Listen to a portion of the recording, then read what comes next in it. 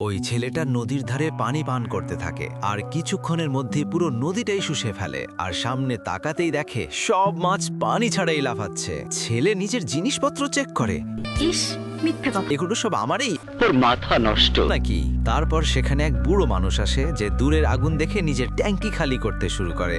বুড়ো গত দু একদিন ধরে তীব্র শীত। ওই আগুন দেখছো, নেভাবো এখন। ঠিক তখনই ছেলেটারও প্রেসার চাপে, তাই সেও লাইনে দাঁড়িয়ে যায়। মানুষটা তার সিস্টেম দেখে একটু চমকে যায়। বুড়ো বলেন, কি এভাবে ঢংমং ভালো না। কিন্তু তখনই ছেলেটা তার ধার ছাড়ে, যা এতই ভয়ঙ্কর ছিল যে তা দেখে বুড়োর ধার দুর্বল হয়ে যায়। ছেলে বুড়ো আরো জোরে, হারামজাদা।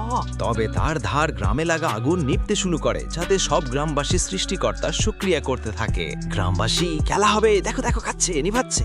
হঠাৎ তার ধার একটি বড় পাথরে ধাক্কা খায়, যাতে পাথরটা গ্রামবাসীদের দিকে আসতে থাকে।